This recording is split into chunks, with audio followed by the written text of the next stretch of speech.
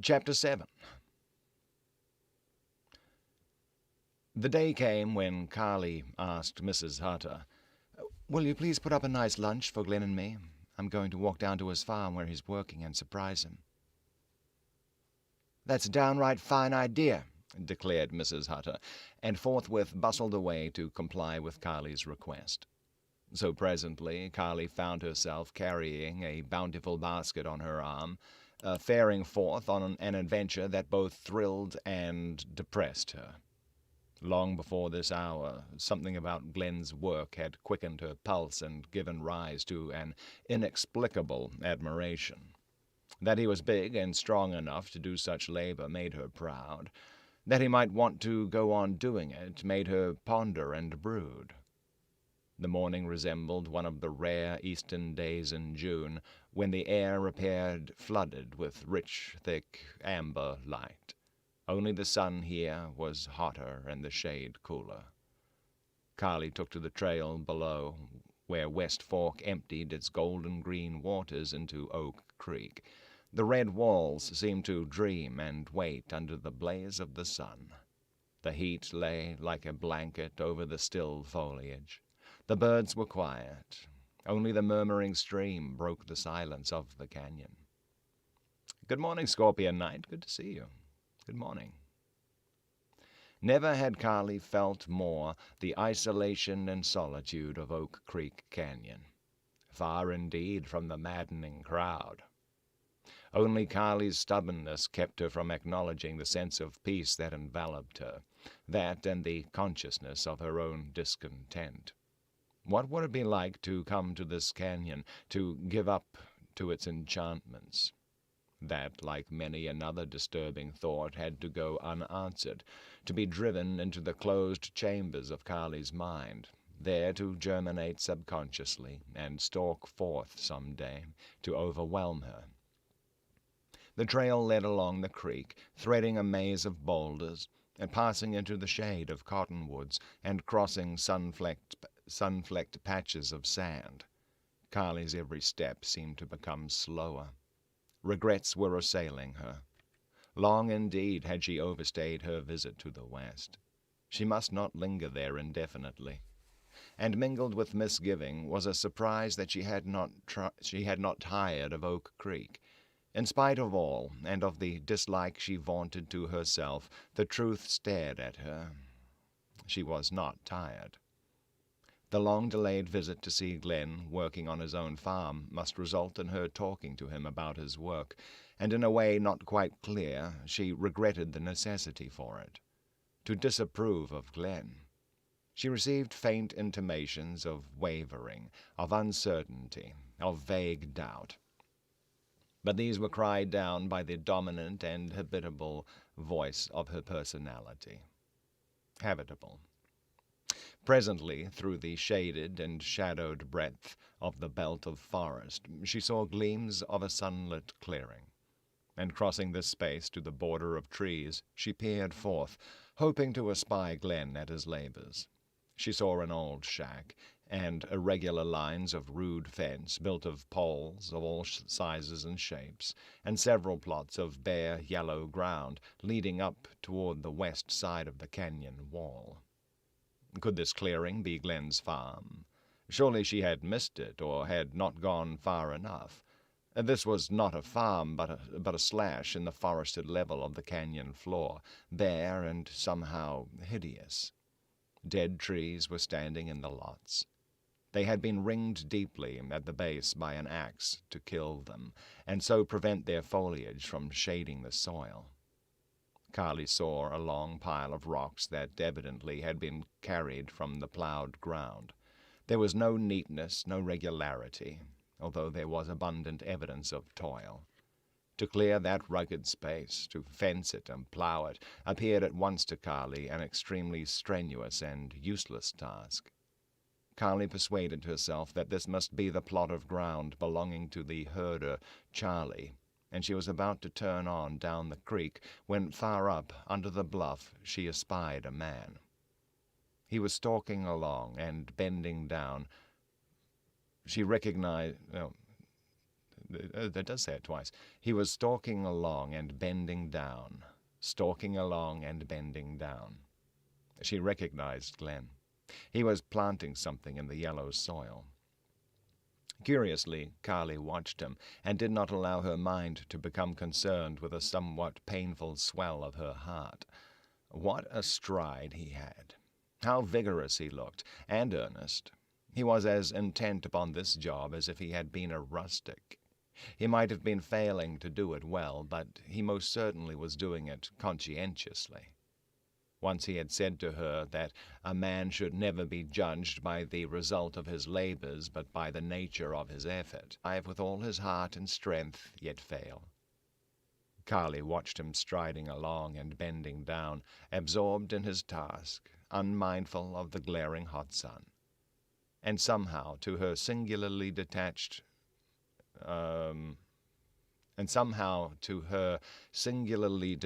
from the life wherein he had once moved, and to which she yearned to take him back.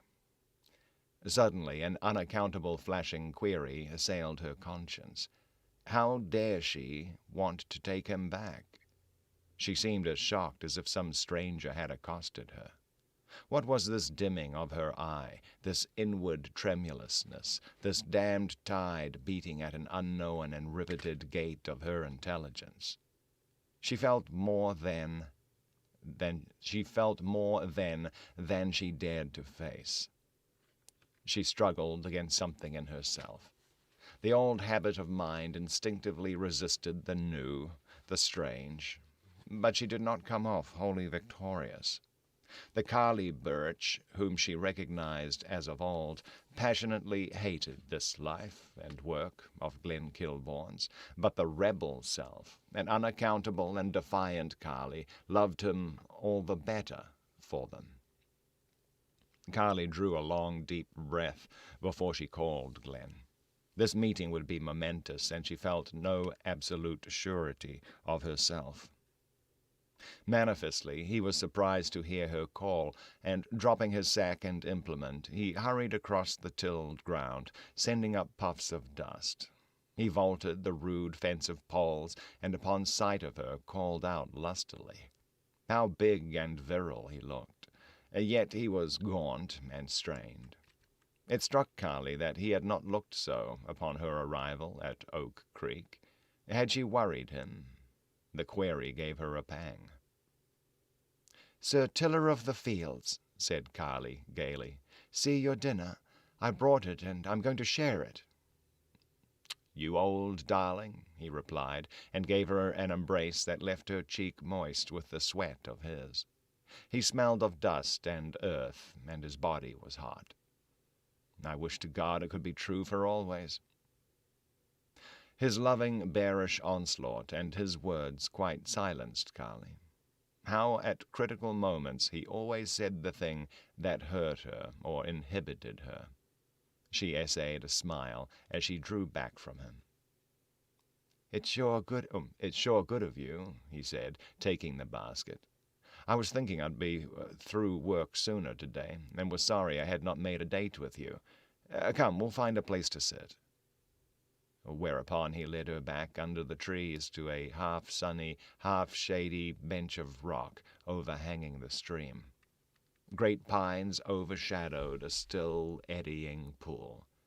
A number of brown butterflies hovered over the water, and small trout floated like spotted feathers just under the surface. Drowsy summer enfolded the sylvan scene. Glen knelt at the edge of the brook, and plunging his hands in, he splashed like a huge dog and bathed his hot face and head, and then turned to Carly with gay words and laughter, while he wiped himself dry with a large red scarf.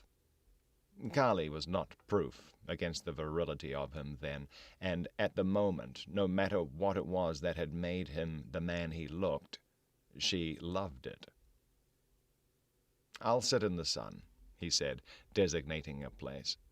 "When you're hot, you mustn't rest in the shade unless you've got coat or sweater. But you sit here in the shade." "Glen, that'll put us too far apart," complained Carly. "I'll sit in the sun with you." The delightful simplicity and happiness of the ensuing hour was something Carly believed she would never forget. "There, we've licked the platter clean," she said. "What starved bears we are. I wonder if I shall enjoy eating when I get home.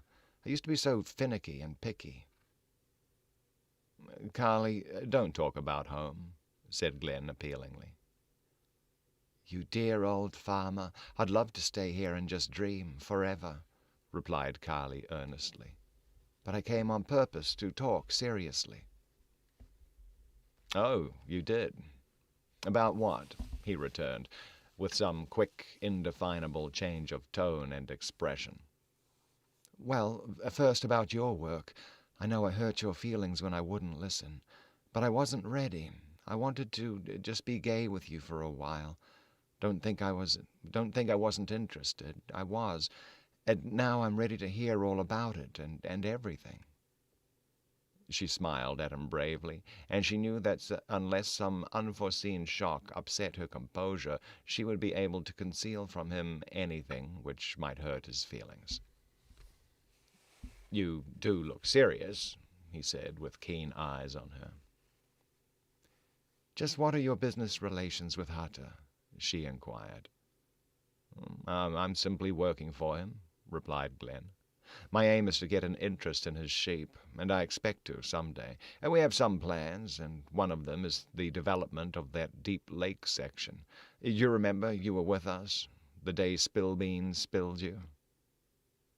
"Yes, I remember. It was a pretty place," she replied.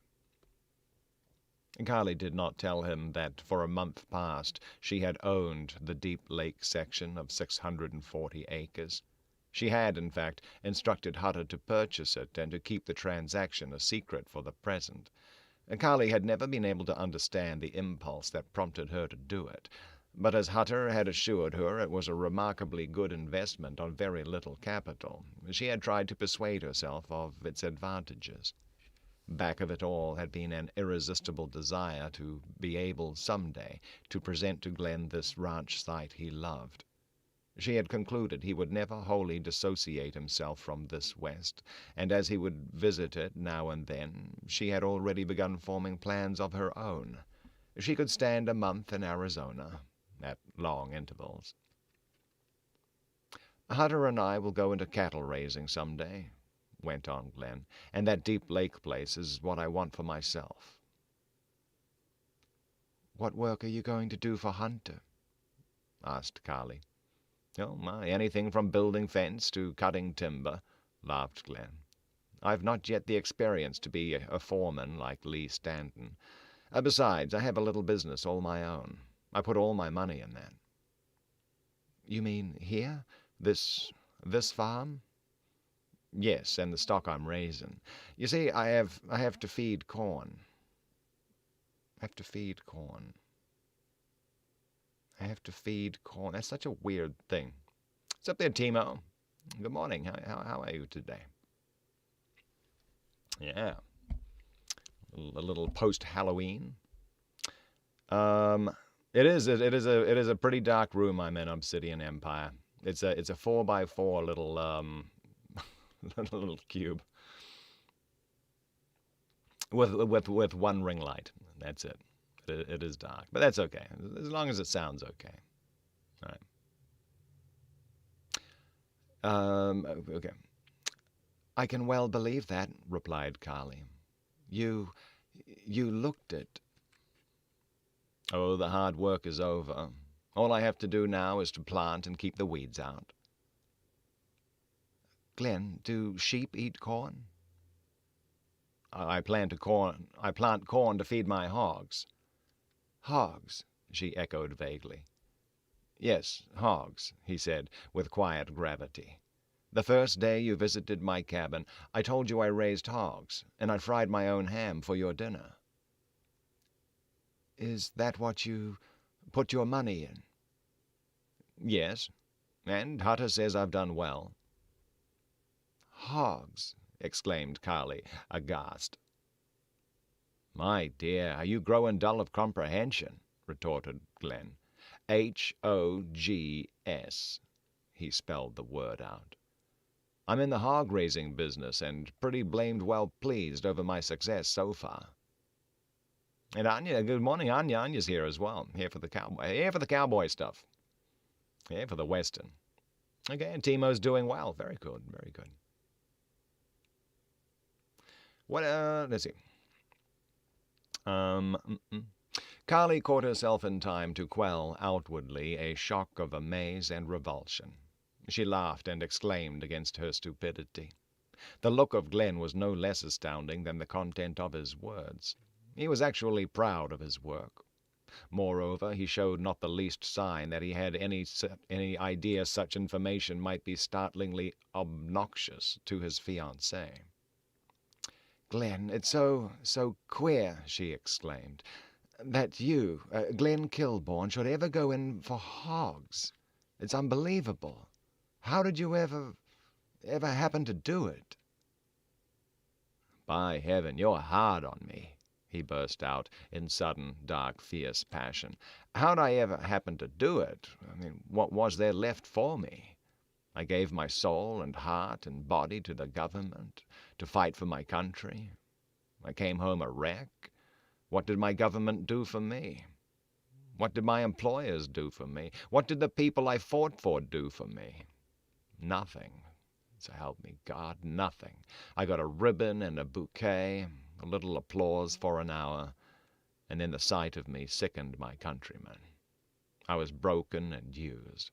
I was absolutely forgotten. But my body, my life, my soul meant all to me. My future was ruined, but I wanted to live. I had killed men who'd never harmed me. I was not fit to die.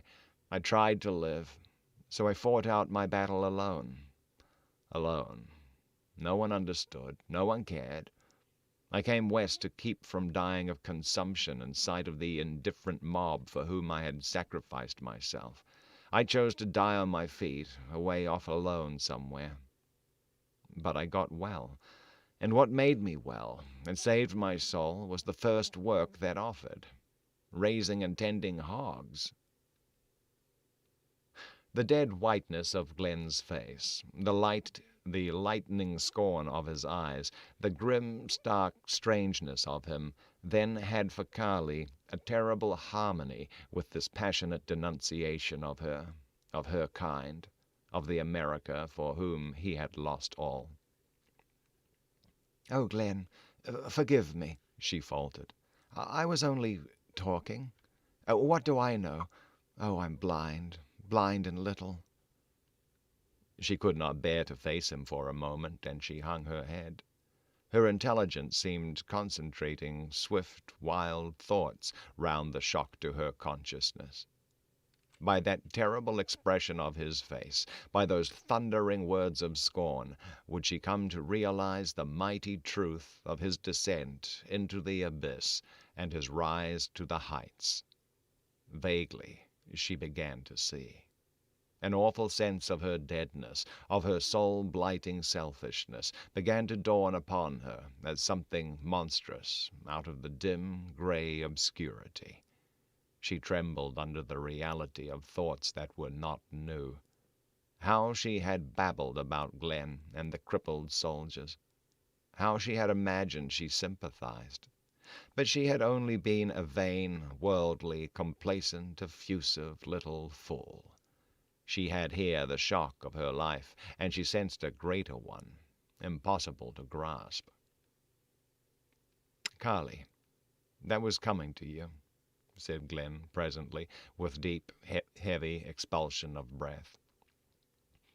"I only know I love you more, she cried, wildly looking up and wanting desperately to throw herself in his arms.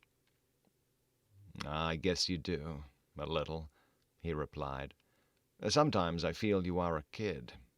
Then again, you represent the world, your world, with its age-old custom. It's unalterable. But, Carly, let's get back to my work." Yes, exclaimed Carly gladly. "I'm ready to go pet your hogs. Anything."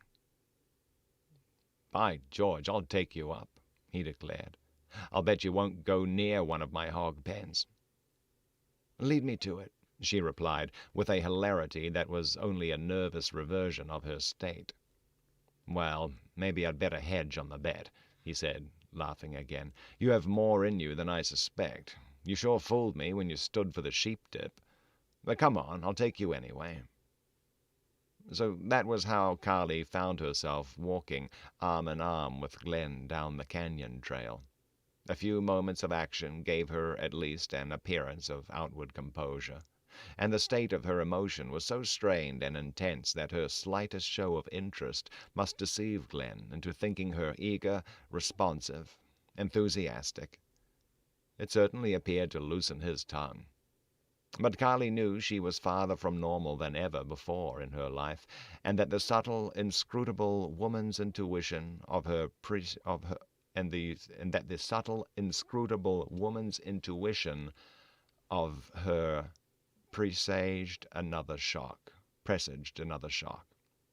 Just as some of the way this dude writes,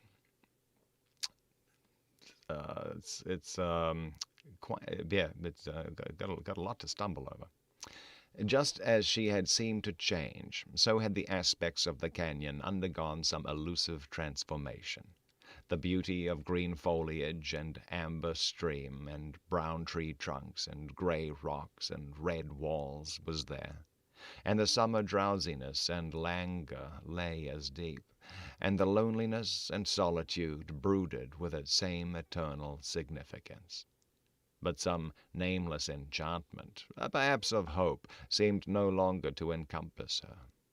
A blow had fallen upon her, the nature of which only time could divulge. Glen led her around the clearing and up to the base of the west wall, where against a shelving portion of the cliff had been constructed a rude fence of poles. It formed 3 sides of a pen, and the 4th side was solid rock. A bushy cedar tree stood in the center. Water flowed from under the cliff, which accounted for the boggy condition of the red earth. This pen was occupied by a huge sow and a litter of pigs. Carly climbed on the fence and sat there, while Glen leaned over the top pole and began to wax eloquent on a subject evidently dear to his heart. Today, of all days, Carly made an inspiring listener. Even the shiny, muddy, suspicious old sow in no wise daunted her fictitious courage. That filthy pen of mud, a foot deep, and of odor rancid, had no terrors for her. With an arm round Glen's shoulder, she watched the rooting and squealing little pigs, and was amused and interested, as if they were far removed from the vital issue of the hour. But all the time, as she looked and laughed, and encouraged Glen to talk, there seemed to be a strange, solemn, oppressive knocking at her heart. Was it only the beat, beat, beat of blood? "There were 12 pigs in that litter," Glen was saying, "and now you see there are only 9. I've lost 3. Mountain lions, bears, coyotes, wildcats. They're all likely to steal a pig. And at first I was sure one of these varmints had been robbing me, but I couldn't find any tracks. I knew I had to lay the blame on something else, so I kept watch pretty closely in daytime, and at night I shut the pigs up in the corner there, where you see I've built a pen.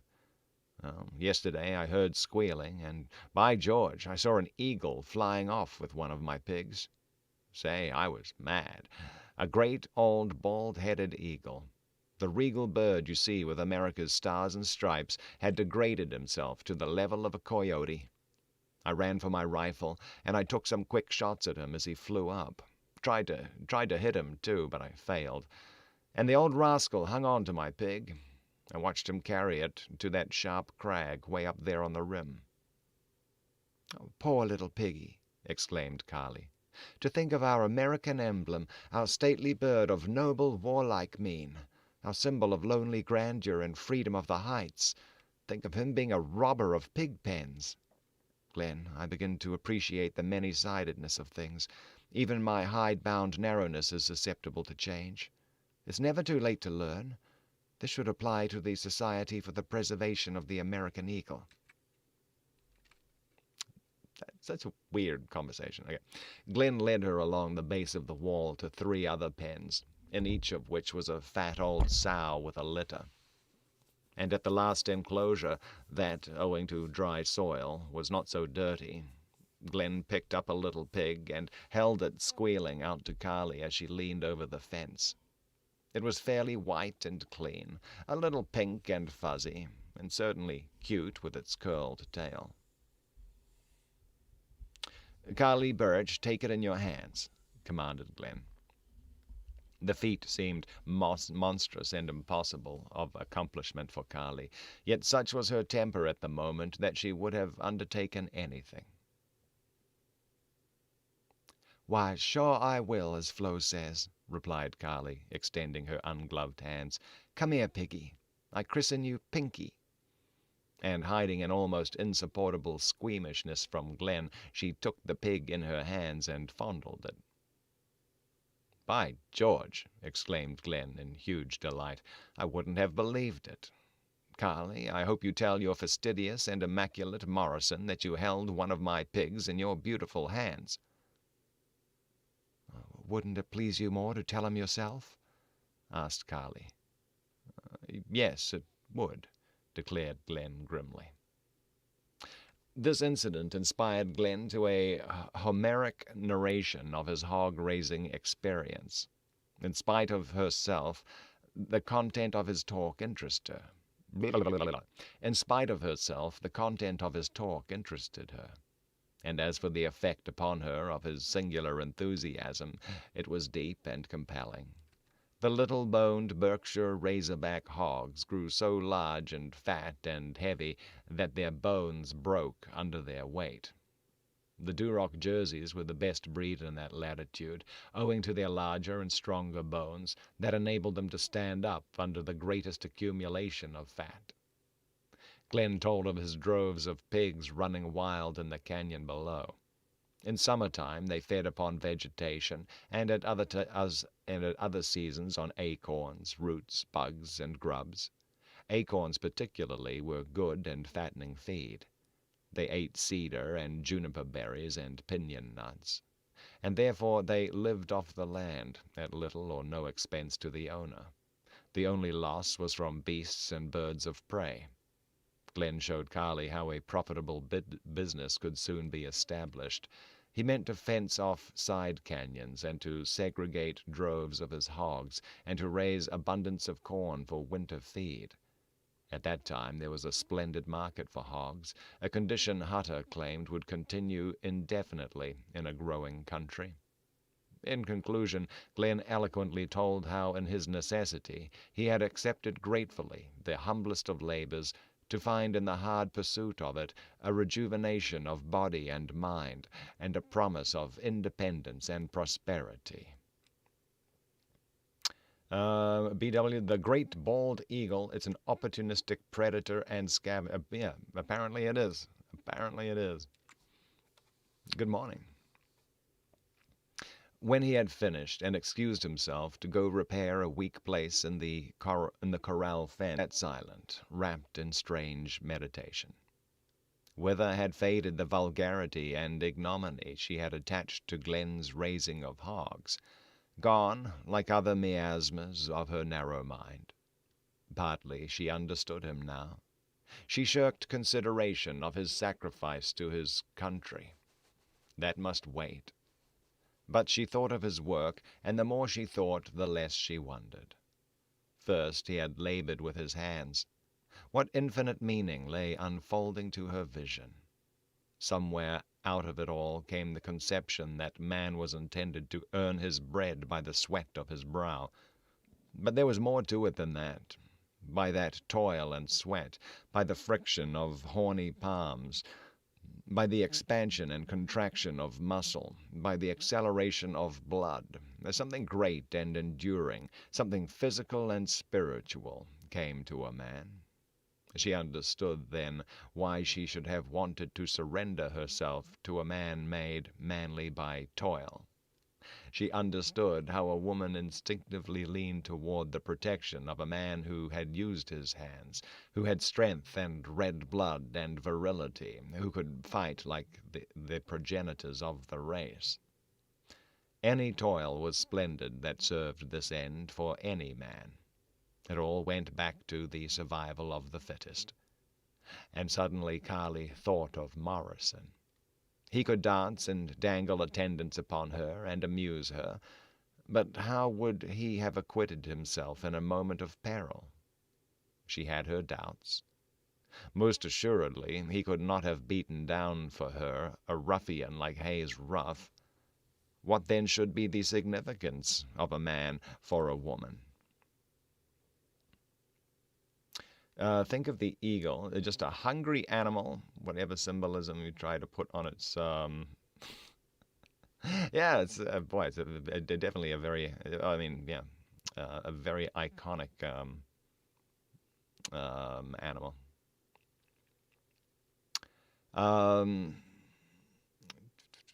Blip, blip, blip, blip. Okay. Carly's querying and answering mind reverted to Glen. He had found a secret in this seeking for something through the labor of hands. All development of body must come through exercise of muscles. The virility of cell and tissue and bone depended upon that.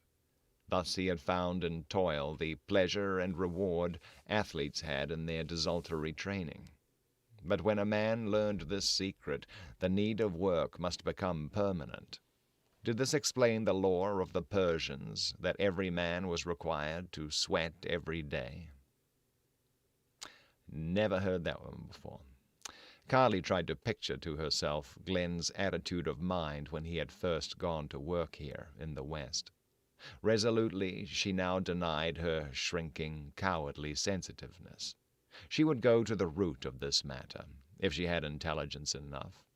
Crippled, ruined in health, wrecked and broken by an inexplicable war, soul-blighted by the heartless, callous neglect of government and public, on the verge of madness at the insupportable facts. He had yet been wonderful enough, true enough to himself and God, to fight for life with the instinct of a man, to fight for his mind with a noble and unquenchable faith. Alone, indeed, he had been alone, and by some miracle beyond the power of understanding he had found day by day, in his painful efforts, some hope and strength to go on. He could not have had any illusions. For Glenn Kilbourne, the health and happiness and success most men held so dear must have seemed impossible. His slow, daily, tragic, and terrible task must have been something he owed himself. Not for Carly Birch. She, like all the others, had failed him. How Carly shuddered in confession of that. Not for the country which he had not for the country which had used him and cast him off. Carly divined now, as if by a flash of lightning, the meaning of Glen's strange, cold, scornful, and aloof manner when he had encountered young men of his station, as capable and as strong as he, who had escaped the service of the army. For him, these men did not exist. They were less than nothing. They had waxed fat on lucrative jobs. They had basked in the presence of girls whose brothers and lovers were in the trenches or on the turbulent sea, exposed to the ceaseless dread and almost ceaseless toil of war. If Glen's spirit had lifted him to endurance of war for the sake of others, how then could it fail him in a precious duty of fidelity to himself? Carly could see him day by day, toiling in his lonely canyon, plodding to his lonely cabin. Good morning, Dahlia. Hello. How are you keeping? How are you this fine day? Carly could see him day by day, toiling in his lonely canyon, plodding to his lonely cabin. He had been playing the game, fighting it out alone, as surely he knew his brothers of like misfortune were fighting. So Glenn Kilbourne loomed heroically in Carly's transfigured sight. He was one of Carly's battle-scarred warriors. Out of his travail he had climbed on stepping stones of his dead self. Resurgam. That had been his unquenchable cry.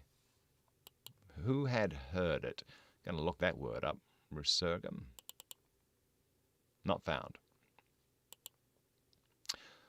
Maybe he made it up. That had been his unquenchable cry. Who had heard it? Only the solitude of his lonely canyon. Only the waiting, dreaming, watching walls. Only the silent midnight shadows. Only the white, blinking, passionless stars. Only the wild creatures of his haunts. Only the moaning wind in the pines. Only these had been with him in his agony. How near were these things to God? Carly's heart seemed to be full bursting. Not another single moment could her mounting love abide in a heart that held a double purpose. How bitter the assurance that she had not come west to help him. It was self, all self that had actuated her. Unworthy indeed was she of the love of this man. Only a lifetime of devotion to him could acquit her in the eyes of her better self. Sweetly and madly raced the thrill and tumult of her blood. There must be only one outcome to her romance, yet the next instant there came a dull throbbing, an oppression which was pain, an impondering vague thought of catastrophe. Only the fearfulness of love, perhaps. She saw him complete his task and wipe his brown, moist face and stride toward her, coming nearer, tall and erect, with something added to his soldierly bearing, with a light in his eyes she could no longer bear. It looked like it was similar to that, but yeah, not in the dictionary. There's been a lot of archaic stuff in this particular thing. A lot of listed definitions. Yeah, these old-timey books. These old-timey books. Yeah. I already said hello there, Dahlia. I didn't miss you. Good Lord.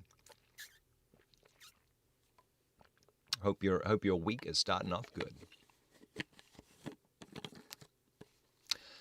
Let's see. Okay. The moment for which he had waited more than 2 months had come at last. Glen, when will you go back east? She asked tensely and low. The instant the words were spent upon her lips, she realized that he had always been waiting and prepared for this question that had been so terrible for her to ask. Carly, he replied gently, though his voice rang, I'm never going back east. An inward quivering hindered her articulation. Never, she whispered. Never to live or to stay any while, he went on. I might go sometime for a little visit, but never to live. Oh, Glen, she gasped, and her hands fluttered out to him. The shock was driving home. No amaze, no incredulity succeeded her reception of the fact. It was a slow stab. Carly felt the cold blanch of her skin. Then this is it, the something I felt strange between us. Yes, I knew, and you never asked me, he replied. That was it. All the time you knew, she whispered huskily. You knew I'd never marry you, never live out here. Yes, Carly. I knew you'd never be woman enough, American enough, to help me reconstruct my broken life out here in the West, he replied, with a sad and bitter smile. Wow, he's cynical. That flayed her. An insupportable shame and wounded vanity and clamoring love contended for dominance of her emotions. Love beat down all else. Dearest, I beg of you, don't break my heart, she implored. I love you, Carly, he answered steadily, with piercing eyes on hers. Then come back. Home with me." "No. If you love me, you will be my wife." "Love you, Glen, I worship you," she broke out passionately. "But I could not live here. I could not." "Carly, did you ever read of the woman who said, 'Whither thou goest, there will I go'?" "Oh, don't be ruthless. Don't judge me. I never dreamed of this. I came west to take you back." "My dear, that was a mistake," he said gently, softening to her distress. "I'm sorry I did not write you more plainly. But, Carly, I could not ask you to share this wilderness home with me. I don't ask it now. I always knew you couldn't do it. Yet you've changed so, that I hoped against hope. Love makes us blind even to what we see." That's... it is alternating. "Don't try to spare me. I'm slight and miserable. I stand abased in my own eyes. I thought I loved you, but I must love best the crowd, people, luxury, fashion, the damned round of things I was born to." Wow, she's... okay. All right, that's all the stuff she loves. Okay. "Carly, you will realize their insufficiency too late," he replied earnestly. "The things you were born to are love, work, children, happiness." Don't. They're hollow mockery for me," she cried passionately. "Glen, it is the end. It must come, quickly. You are free." "I do not ask to be free." "Wait. Go home and look at it again with different eyes. Think things over. Remember what came to me out of the West. I will always love you, and I will be here, hoping—" I cannot listen," she returned brokenly, and she clenched her hands tightly to keep from wringing them. I cannot face you. Here is your ring. You are free. Don't come. Oh, Glen, goodbye." With breaking heart she whirled away from him and hurried down the slope toward the trail. The shade of the forest enveloped her. Peering back through the trees, she saw Glen standing where she had left him, as if already stricken by the loneliness that must be his lot. A sob broke from Carly's throat. She hated herself. She was in a terrible state of conflict. Decision had been wrenched from her, but she sensed unending strife. She dared not look back again. Stumbling and breathless, she hurried on. How changed the atmosphere and sunlight and shadow of the canyon! The looming walls had pitiless eyes for her flight. When she crossed the mouth of West Fork, an almost irresistible force breathed to her from under the stately pines.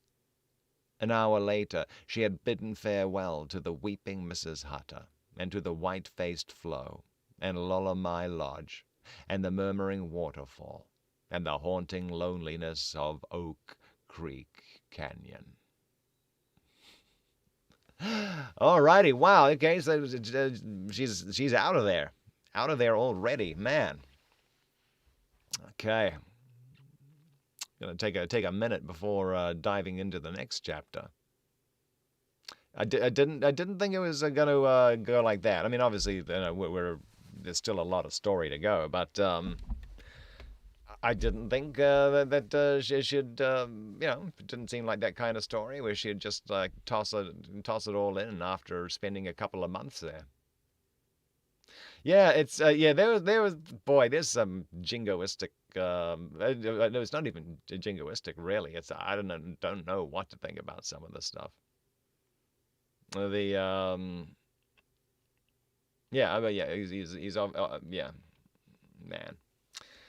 Never be woman enough and American enough. Yeah, what an emotionally manipulative asshat. All right. It's, boy, oh boy.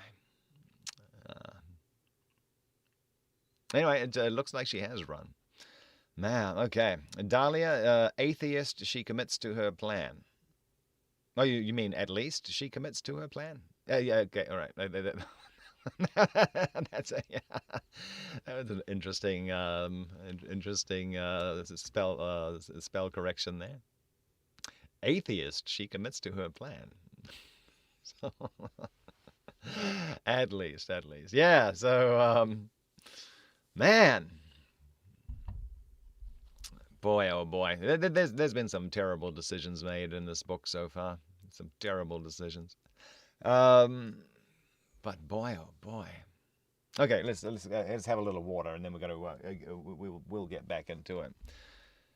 But I don't know, different people, like different things. And I can certainly understand wanting to get away from it all, like Glen's doing. It's yeah, there's nothing quite like a little bit of solitude. Hmm.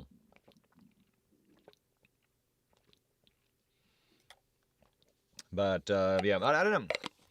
I mean, so far in this book, every step of the way, she's kind of been like understanding Glen more and more. Finding out, it's not so bad doing this, getting trim, getting fit, getting a little muscles, getting healthy, and then she's like, don't care for it, don't care for it. All the old stories do that. Look at Gilbert and Anne in Anne of Green Gables. I've never read that. Have not read that, Dahlia. Okay. Timo threw down a like. I like that. I do indeed. Well, thank you, Timo. William is eating a salad and listening in. All right. Yeah. Oh, those boys, salads. They're good stuff. Very good stuff. Good and healthy. All right. So we got. Let's see. Oh, we have a few people tuned in. Very nice. Very nice. Okay. Boy, boy, I'm gonna have to start thinking about what book to do after this one, because I gotta say that this book is it's not a particularly good one. All right, anyway, okay, we'll just blame that on Chris Alberti. This was his suggestion. Okay, so all right, okay, thanks, Chris. Yeah, I don't. Boy, oh boy, yeah, we're gonna have to make sure the next book that we do after this one is really, really good to make up for this one. Assumptions are made and people make rash decisions. Yeah, it makes for a good drama when the reader knows something the characters don't. Interesting. Okay. That's right. Blame it all on Chris. Okay, here we go. Next chapter. Chapter 8. At Flagstaff, where Carly arrived a few minutes before train time, she was too busily engaged with tickets and baggage to think of herself or of the significance of leaving Arizona. But as she walked into the Pullman, she overheard a passenger remark, "Regular old Arizona sunset." And that shook her heart. Suddenly she realized she had come to love the colorful sunsets, to watch and wait for them. And bitterly she thought how that was her way to learn the value of something when it was gone. The jerk and start of the train affected her with singular depressing shock. She had burned her last bridge behind her. Had she unconsciously hoped for some incredible reversion of Glen's mind, or her own? A sense of irreparable loss flooded over her, the first check to shame and humiliation. No, he has not even been tuning in to listen to it. From her window she looked out to the southwest. Somewhere across the cedar and pine-greened uplands lay Oak Creek Canyon, going to sleep in its purple and gold shadows of sunset. Banks of broken clouds hung to the horizon like continents and islands and reefs set in a turquoise sea. Shafts of sunlight streaked down through creamy-edged and purple-scented clouds. Vast flare of gold dominated the sunset background. When the train rounded a curve, Carly's strained vision became filled with the upheaved bulk of the San Francisco mountains. ragged grey grass slopes and green forests on end, and black-fringed skylines, all pointed to the sharp, clear peaks sparing the sky. And as she watched, the peaks slowly flushed with sunset hues, and the sky flared golden, and the strength of the eternal mountains stood out in sculptured sublimity. Every day for 2 months and more Carly had watched these peaks, at all hours, in every mood, and they had unconsciously become a part of her thought. The train was relentlessly whirling her eastward. Soon they must become a memory. Tears blurred her sight. Poignant regret seemed added to the anguish she was suffering. Why had she not learned sooner to see the glory of the mountains, to appreciate the beauty and solitude? Why had she not understood herself?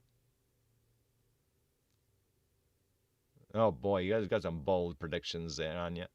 She'll come back and stay with him, grow old before her time, intellectually and emotionally starved by the people around her. The end. We'll see. We will see. Oh, speak of the devil, there he is right there, Chris Alberti. There we go. Man. Boy, oh boy, we're working our way through your book here, Chris. 63% into it. Not the best book in the world. That's for sure. Chris is here. Okay. The next day, through New Mexico, she followed magnificent ranges and valleys, so different from the country she had seen coming west, so supremely beautiful that she wondered if she had only acquired the harvest of a seeing eye. But it was at sunset of the following day, when the train was speeding down the continental slope of prairie land beyond the Rockies, that the West took its ruthless revenge. Masses of strange cloud and singular light upon the prairie, and a luminosity in the sky, drew Carly to the platform of her car, which was the last of the train. There she stood, gripping the iron gate, feeling the wind whip her hair, and the iron-tracked ground sped from under her, spellbound and stricken at the sheer wonder and glory of the firmament and the mountain range that it canopied so exquisitely. A rich and mellow light, singularly clear, seemed to flood out of some unknown source, for the sun was hidden. The clouds just above Carly hung low, and they were like thick, heavy smoke, mushrooming, coalescing, forming and massing, of strange yellow cast of nature. It shaded westward into heliotrope. Heliotrope? Heliotrope. No, I thought it was him. A light purple color similar to that of heliotrope flowers. Okay.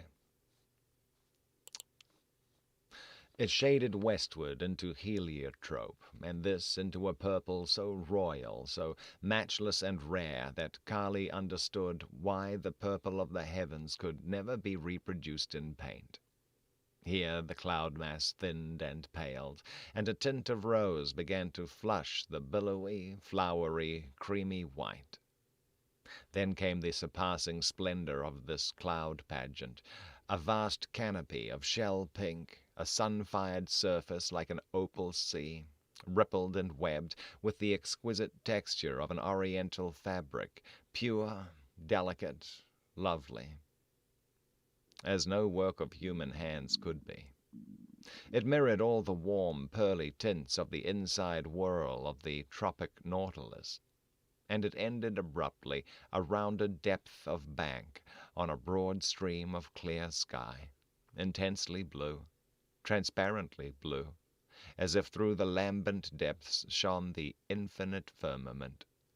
The lower edge of the stream took the golden lightning of the sunset, and was notched for all its horizon-long length by the wondrous, white, glistening peaked range of the Rockies.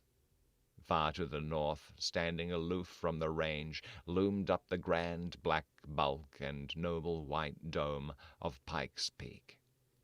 Carly watched the sunset transfiguration of cloud and sky and mountain until all were cold and gray. And then she returned to her seat, thoughtful and sad, feeling that the West had mockingly flung at her one of its transient moments of loveliness. Nor had the West wholly finished with her.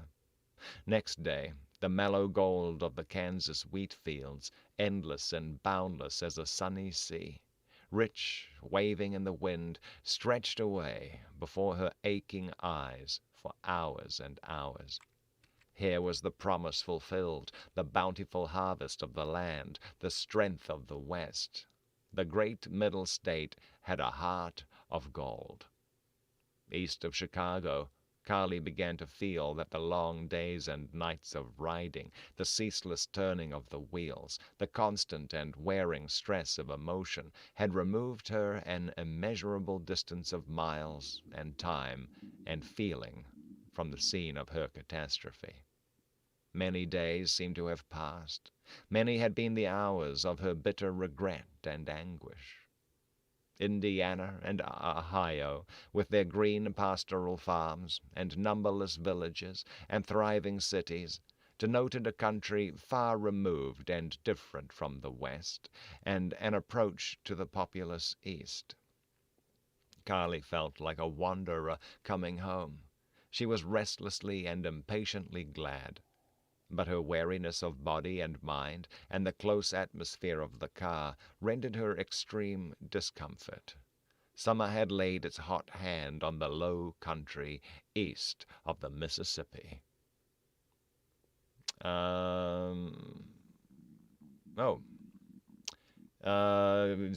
Doing chat here real fast. Tomorrow is election day. Yep. Sorry, who's doing? Who's salty? I'm not salty, Dahlia. It is grim. She gives up her whole world for him, and it's we'll see. Okay, Dahlia's voted early. Chris Alberti's voted early. Okay. You can't argue, but people find contentedness even in the most dire of situations. People can be fairly adaptable. Yeah. The heliotrope is not only the color; it's actually the actual plant itself, which is actually that color, purple color. Okay, William, you did a write-in me for president. I like that. Yeah. Very good. Okay. Yeah, it's boy. Okay, let's back up a little. Here we go. Okay, summer had laid its hot hand. Okay. I'll catch up with chat later. Okay. Summer had laid its hot hand on the low country east of the Mississippi. Carly had wired her aunt and two of her intimate friends to meet her at the Grand Central Station. This reunion, soon to come, affected Carly in recurrent emotions of relief, gladness, and shame. She did not sleep well, and arose early, and when the train reached Albany, she felt that she could hardly endure the tedious hours. The majestic Hudson and the palatial mansions on the wooded bluffs proclaimed to Carly that she was back in the East. How long a time seemed to have passed! Either she was not the same, or the aspect of everything had changed. But she believed that as soon as she got over the ordeal of meeting her friends and was home again, she would soon see things rationally. At last the train sheered away from the broad Hudson and entered the environs of New York. Carly sat perfectly still, to all outward appearances a calm, superbly poised New York woman returning home, but inwardly raging with contending tides. In her own sight she was a disgraceful failure, a prodigal sneaking back to the ease and protection of loyal friends who did not know her truly. Every familiar landmark in the approach to the city gave her a thrill, yet a vague, unsatisfied something lingered after each sensation. Then the train, with rush and roar, crossed the Harlem River to enter New York City. As one waking from a dream, Carly saw the blocks and squares of grey apartment houses and red buildings, the miles of roofs and chimneys, the long, hot, glaring streets full of playing children and cars. Then above the roar of the train sounded the high notes of a hurdy-gurdy. Indeed, she was home. Next to startle her was the dark tunnel, and then the slowing of the train to a stop. As she walked behind a porter up the long incline toward the station gate, her legs seemed to be dead. In the circle of expectant faces beyond the gate, she saw her aunt's eager and agitated, then the handsome, pale face of Eleanor Harmon, and beside her the sweet, thin one of Beatrice Lovell. And they saw her, how quick the change, as they saw her, how quick the change from expectancy to joy. It seemed they all rushed upon her and embraced her and exclaimed over her together. Carly never recalled what she said, but her heart was full. "Oh, how perfectly stunning you look!" cried Eleanor, backing away from Carly and gazing with glad, surprised eyes. "Carly," gasped Beatrice, "you wonderful golden-skinned goddess. You're young again, like you were in our school days." It was before Aunt Mary's shrewd, penetrating, loving gaze that Carly quailed. "Yes, Carly, you look well, better than I ever saw you, but I don't look happy," interrupted Carly. "I am happy to get home, to see you all, but my heart is broken." A little shocked silence ensued. Then Carly found herself being led across the lower level and up the wide stairway. As she mounted to the vast, domed, cathedral-like chamber of the station, a strange sensation pierced her with a pang. Not the old thrill of leaving New York or returning, nor was it the welcome sight of the hurrying, well-dressed throng of travelers and commuters, nor the stately beauty of the station. Carly shut her eyes, and then she knew. The dim light of vast space above, the looming gray walls, shadowy with tracery of figures, the lofty dome like the blue sky, brought back to her the walls of Oak Creek Canyon and the great caverns. This is so silly. Oh boy. The dim light of vast space above, the looming gray walls, shadowy with tracery of figures, the lofty dome like the blue sky, brought back to her the walls of Oak Creek Canyon and the great caverns under the ramparts. As suddenly as she had shut her eyes, Carly opened them to face her friends. "Let me get it over, quickly," she burst out, with hot blood surging to her face. I hated the West. It was so raw, so violent, so big. I think I hate it more now. But it changed me, made me over physically, and did something to my soul. God knows what. And it has saved Glen. Oh, he's wonderful. You'd never know him. For long I had not the courage to tell him I came to bring him back east. I kept putting it off, and I rode, I climbed, I camped, I lived outdoors. At first it nearly killed me. Then it grew bearable and easier until I forgot. I wouldn't be honest if I didn't admit now that somehow I had a wonderful time, in spite of all. Glen's business is raising hogs. He has a hog ranch. Doesn't it sound sordid? But things are not always what they sound or seem. Glen is absorbed in his work. I hated it. I expected to ridicule it, but I ended by infinitely respecting him. I learned through his hog-raising the real nobility of work. Well, at last I found courage to ask him when he was coming back to New York. He said never. I realized then my blindness, my selfishness.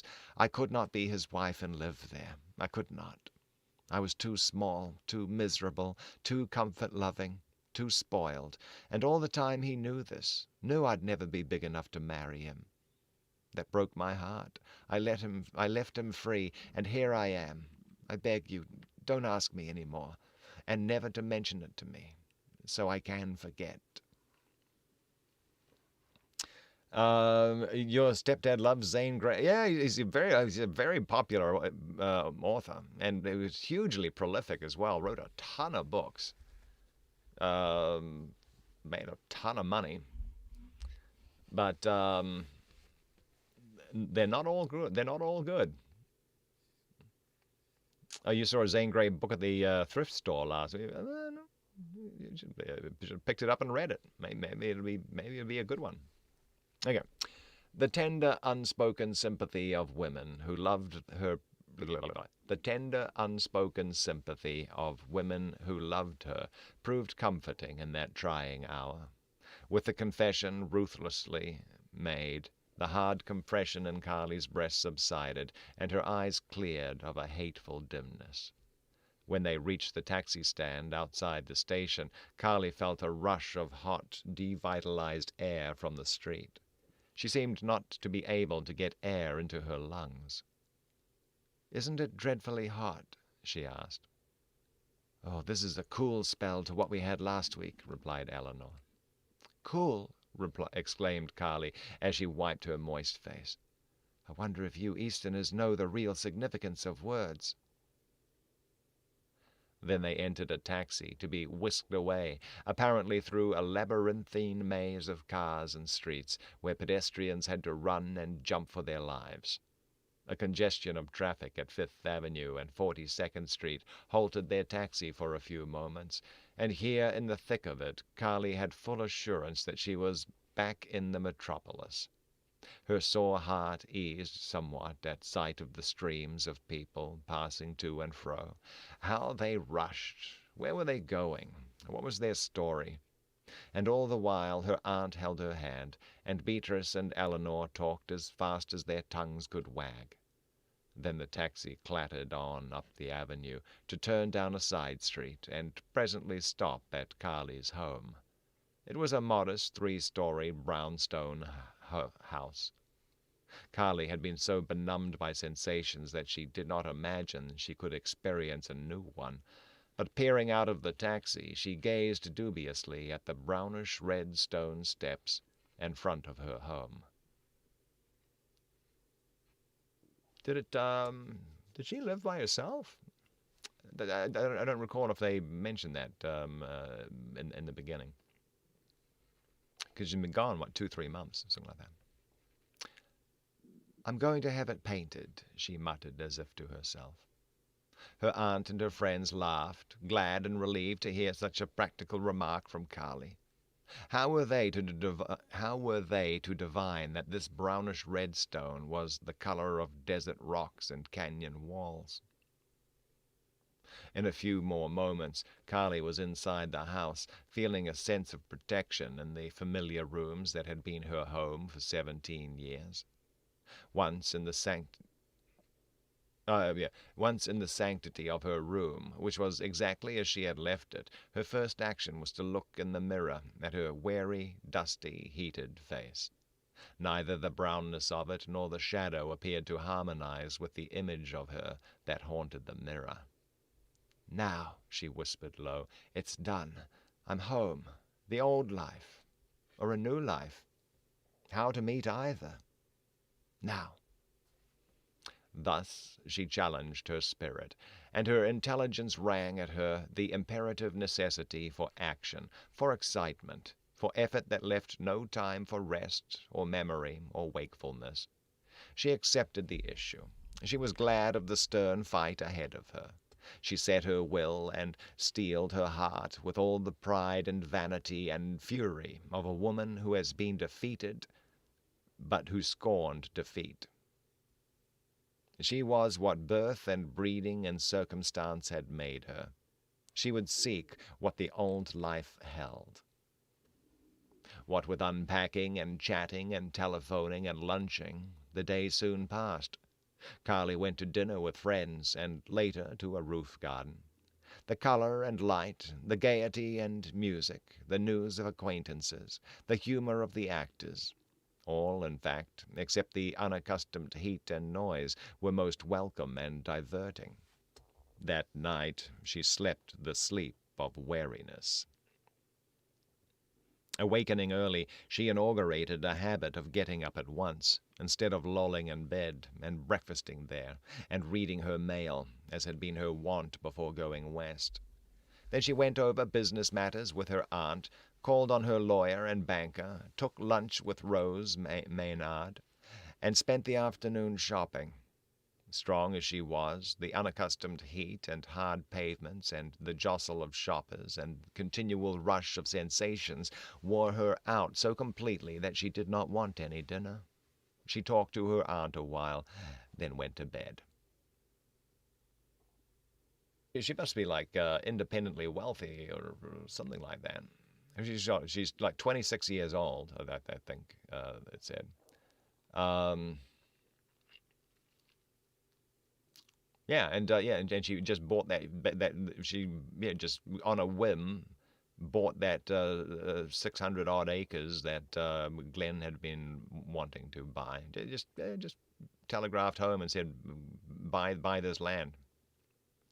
600 acres. Yeah, boy. Okay, yeah, she's got some loot floating around. Okay.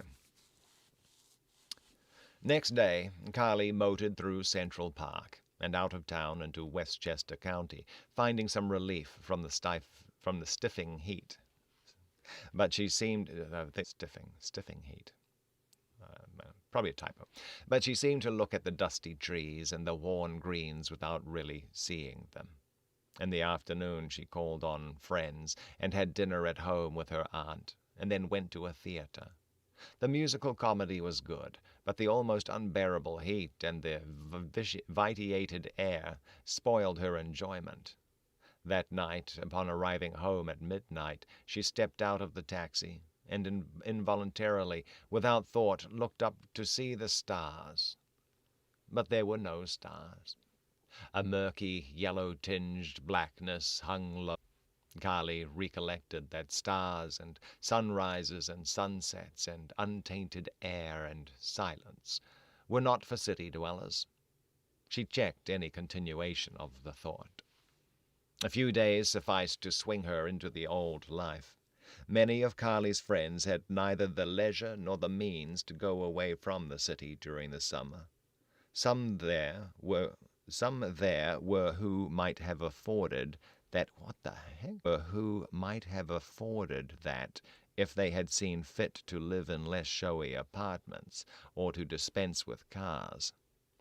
Other of her best friends were on their summer outings, and Carly decided to go with her aunt to Lake Placid about the 1st of August.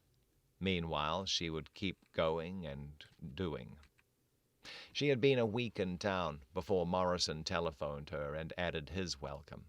Despite the gay gladness of his voice, it irritated her. Really, she scarcely wanted to see him. But a meeting was inevitable, and besides, going out with him was in accordance with the plan she had adopted. So she made an engagement to meet him at the plaza for dinner. What?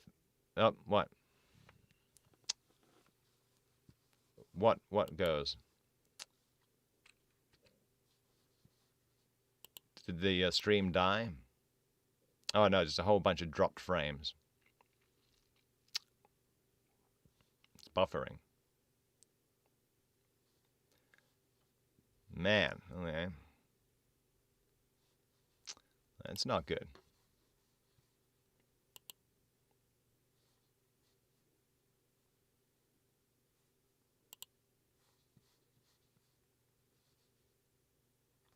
So is it, oh, I mean, is it dead?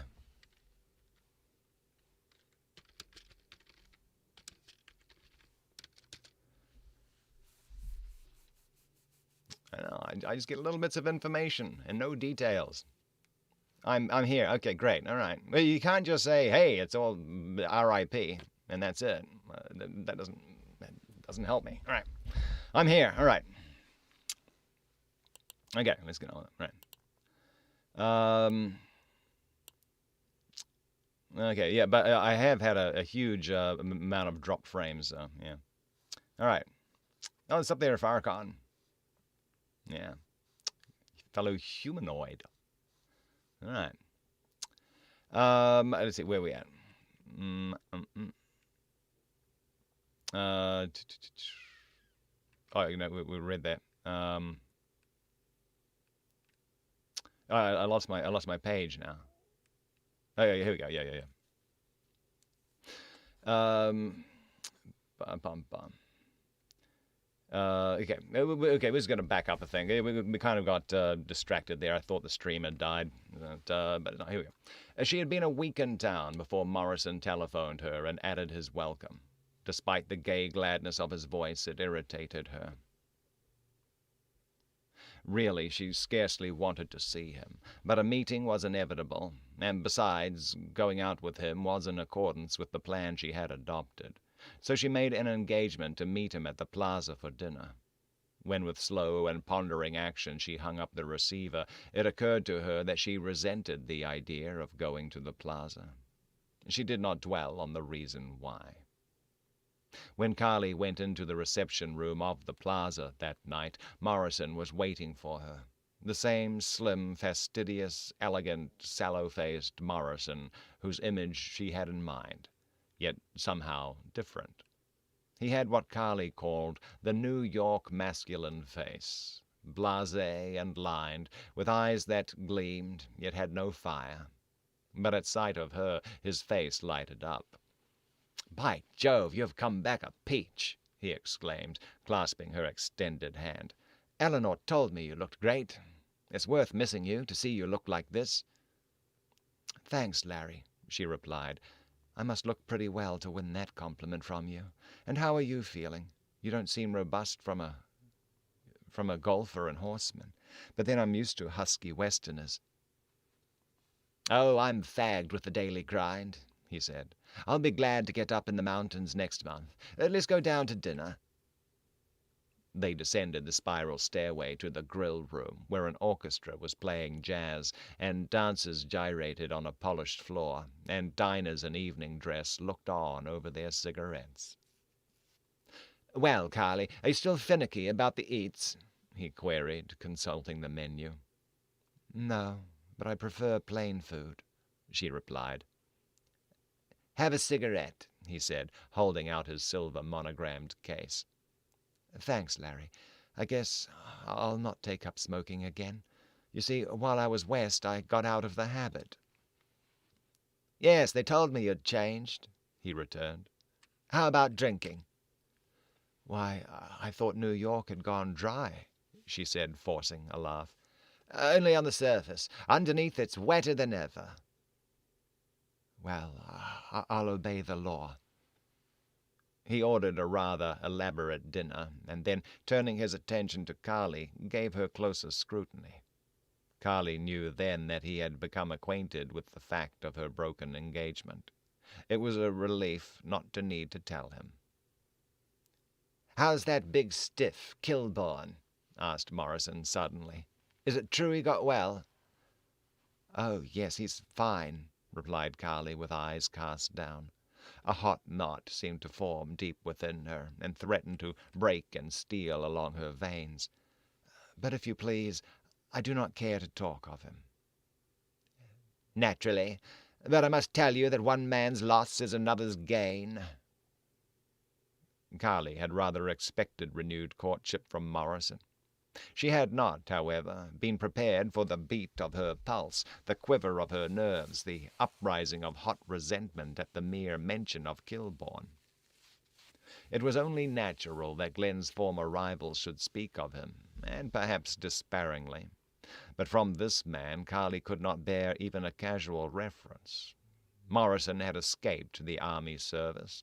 He had been given a high-salaried post at the shipyards, the duties of which, if there had been any, he performed wherever he happened to be. Morrison's father had made a fortune in leather during the war, and Carly remembered Glen telling her he had seen 2 whole blocks in Paris piled 20 feet deep with leather army goods that were never used, and probably had never been intended to be used. Morrison represented the not inconsiderable number of young men in New York who had gained at the expense of the valiant legion who had lost. But what had Morrison gained? Carly raised her eyes to gaze steadily at him. He looked well-fed, indolent, rich, effete, and supremely self-satisfied. She could not see that he had gained anything. She would rather have a crippled, ruined soldier. What's the attack there, Scorpion Knights? No, it's got me. Someone said I should put that the little stream avatars things up on this stream. I don't know. I have to think about that too. Got the baby shark going again.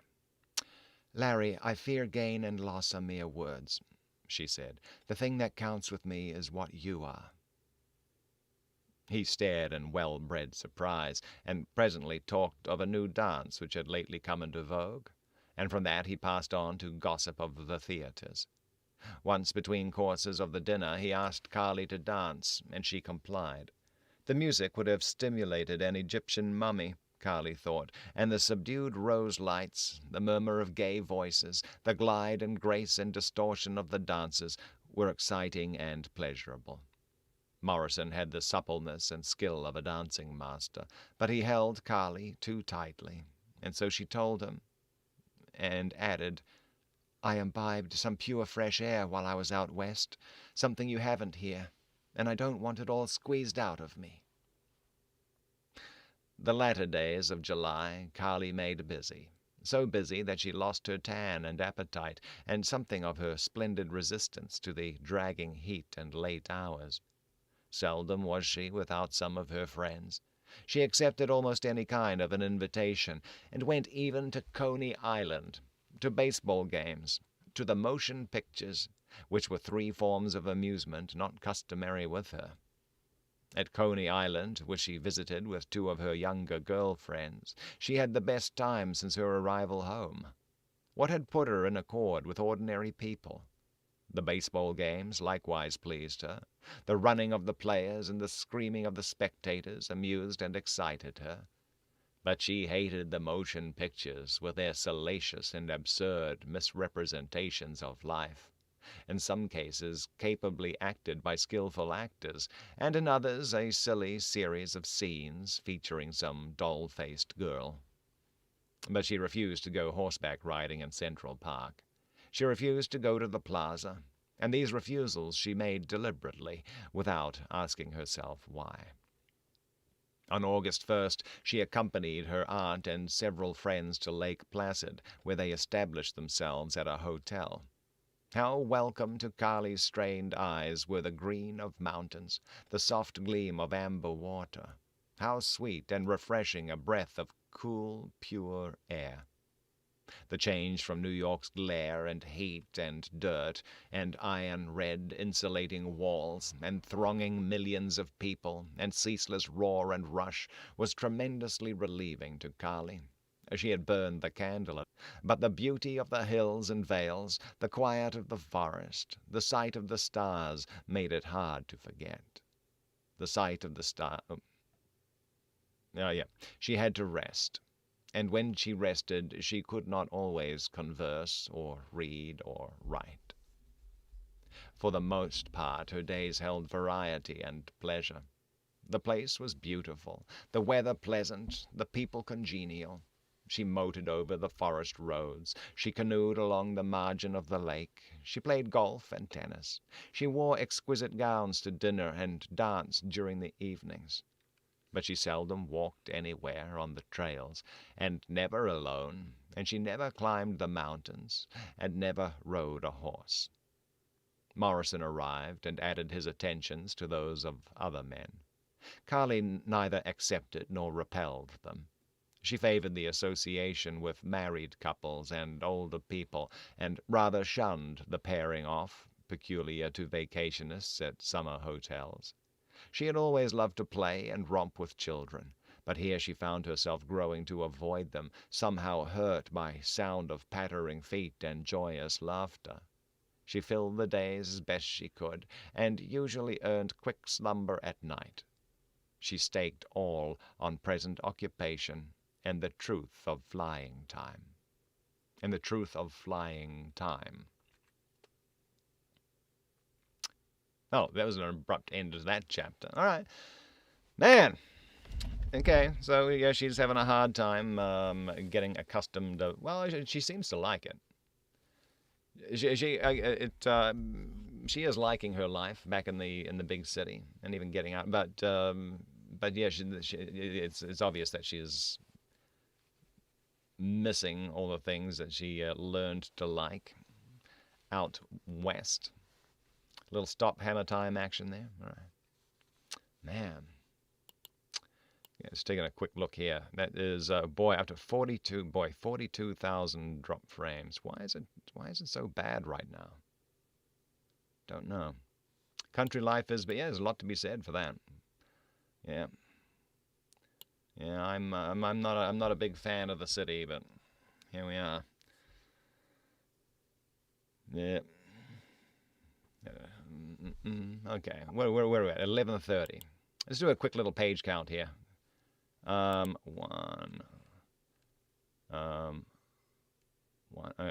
2, 3, 4, 5, 6, 7, 8, 9, 10, 11, 12, 13, 14, 15, 16, 17, 18, 19, 20, 1, 2, 3, 4, 5, 6, 7, 8, 9, 30, 1, 2, 3, 4, 5, 6, 7, 8, 9, 41. We're not going to have time to do another chapter from that. Yeah, we can. We can do that. We'll do it. Go a little long. Chapter 9. Chapter 9.